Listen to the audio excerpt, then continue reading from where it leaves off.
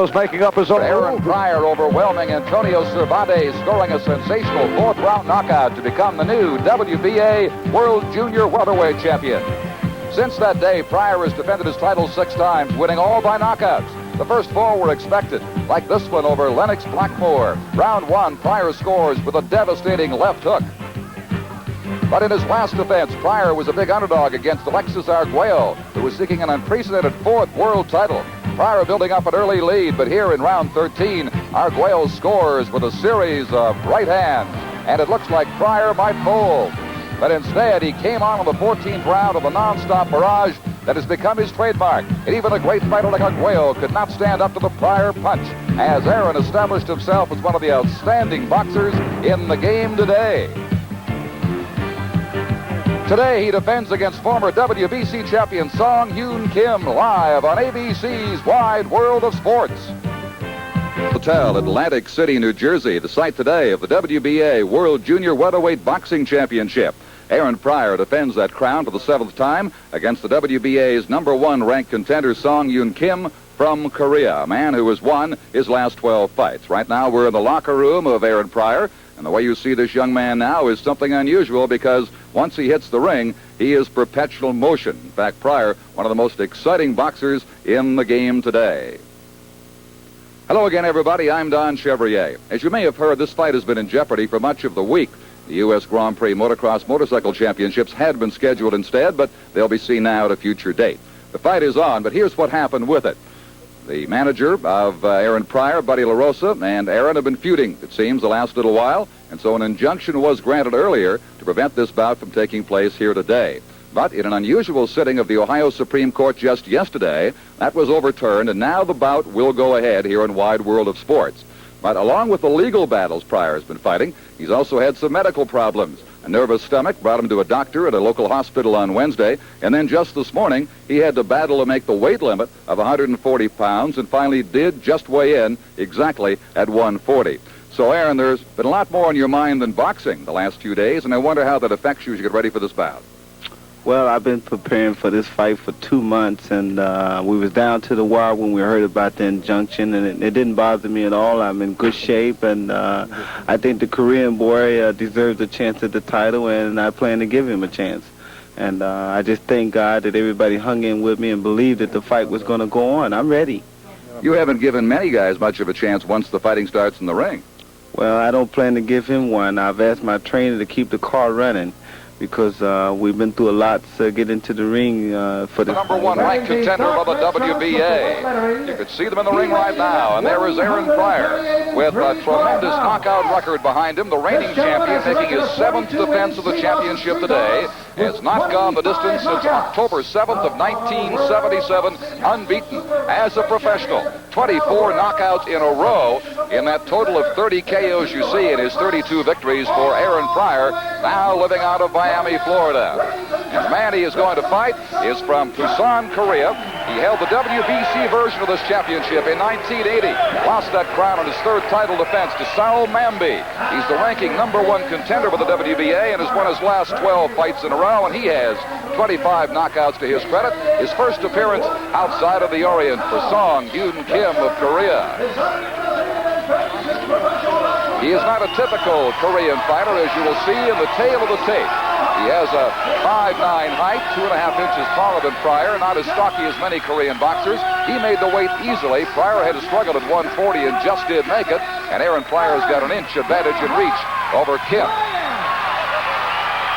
This crowd excited about this one. The referee is from Panama, veteran international referee Carlos Barracal. He will have no say in the judging. That'll go to the 3 ringside officials, Marco Rodriguez and Hector Hernandez of Mexico, Nicholas Lorenzo Drake of Panama. 3 judges, 10-point must-scoring system. It is scheduled for 15. The 3 knockdown rule is in effect, which means the fight ends if 3 take place for the same man in a single round. There's a mandatory 8 count, no standing 8 count. You can't be saved by the bell except the 15th round.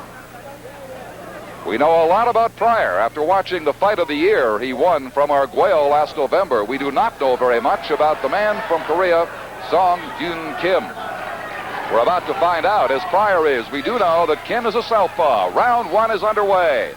And Pryor typically, as Kim stumbles there, Off balance, comes flying out at his opponent. That's a trademark of Aaron Pryor. So a shaky start for him, perhaps a little intimidated by Pryor lunging out at him. Pryor can be a boxer, he can be a slugger, be almost anything he wants to be, and tends to be a little wild at times.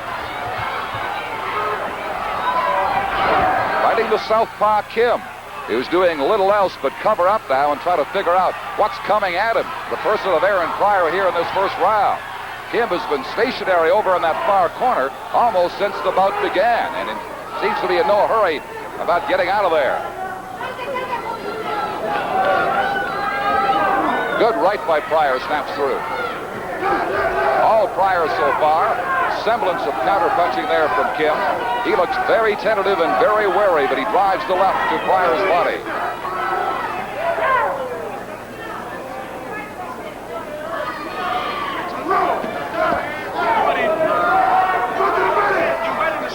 Kim obviously feeling his way and feeling some blows from Pryor in the early seconds of this fight. He doesn't move, he just stands in one place and makes almost a half-hearted attempt at defending himself.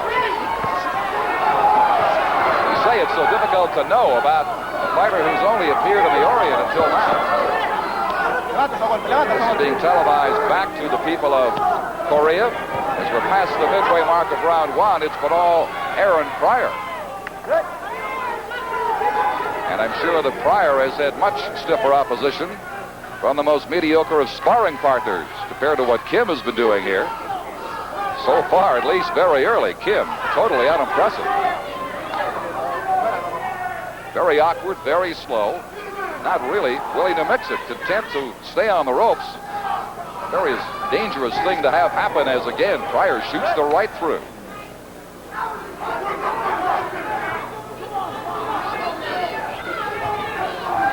Pryor's a little bit off balance by this very awkward, surprising style of Kim.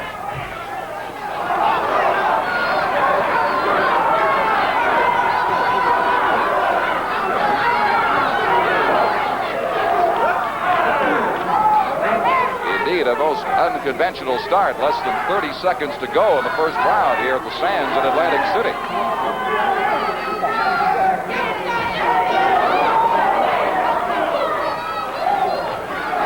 Good right thrown by Pryor just off the break as Kim turned away from him. The way it is starting, I can't see this one lasting very long, but you don't know. The second's winding down to end the first round, scheduled for 15. Round two is underway. Kim almost didn't get off his stool in time and is greeted with a thunderous right hand from Aaron Pryor. Kim, so far, not showing us anything to make us believe he's remotely in the class of Pryor. Could this be another WBA #1 contender that is overmatched? At this early stage, early in round two, it would certainly appear that way. Pryor in total control, able to tee off almost at will against this man. The uppercut by Pryor, the left. All Aaron Pryor. The surprising thing is that only now is Kim beginning to move in the ring and run. A couple of weeks ago, we saw Pryor run against Carlin Jones. This man has been standing like he is right now, taking punches to the body and sharp chopping blows to the head from Pryor. He's outscoring him 6 and 7 punches to 1. If indeed the odd one does appear from Kim.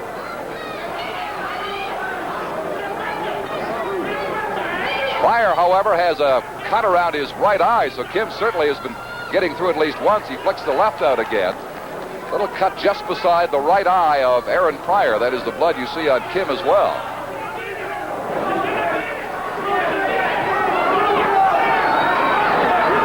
Our heads might have come together to cause that. Again, the pattern continues past the midway mark of the round. Kim on the ropes. And Pryor getting arm punchy. The left. Weary, the lefts and the rights is coming. Rapid succession from Pryor.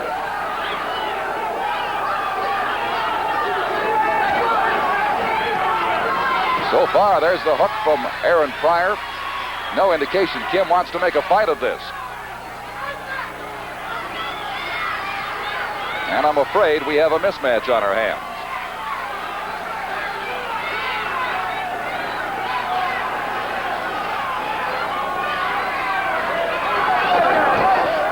comparison in skills, and now a diminishing ability on the part of Kim to protect himself from those blows from Pryor. Teeing off on the 28-year-old from Busan, Korea, as we have less than 30 seconds to go in the second round.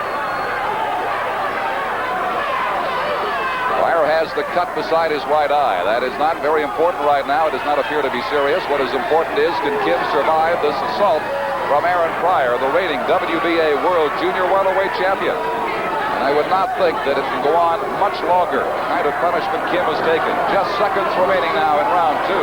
No way this can go 15. Or not. I don't think we have any more action here this afternoon. The referees in the corner, the doctors in the corner. Kim could barely find his stool at the end of the second round. And it's got to be all over.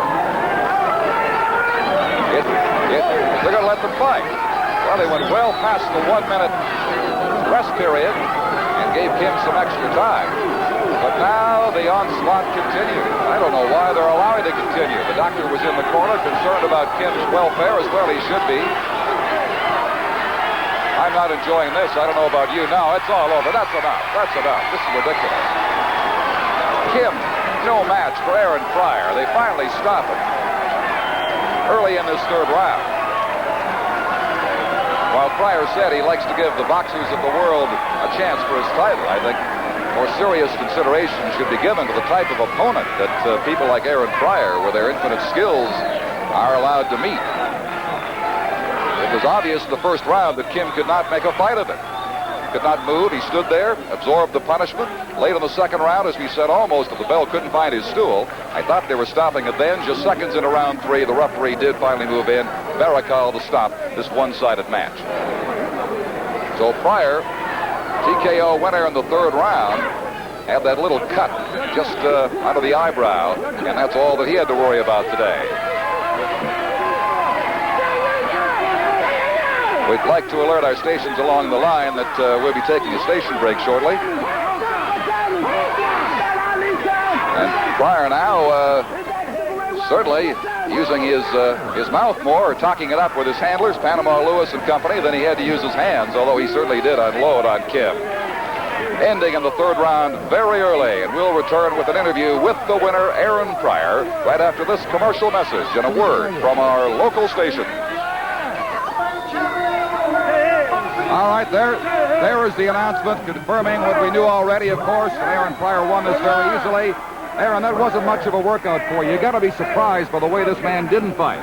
Well, he couldn't show his ability on me because I'm the fighter of the year. I stand above all the champions in the world today, and the World Boxing Writers Association recognized me as that, and that's what I looked like today. He was a good contender, number one, but it was just that I outclassed him, I fought him, and I wanted to fight. I'm hungrier. Well, it wasn't much of a match, but what's next for you in the way of a good... 20 by the WBC as a lightweight, with an undefeated record of 25 victories, 21 by knockout, weighing in at 100...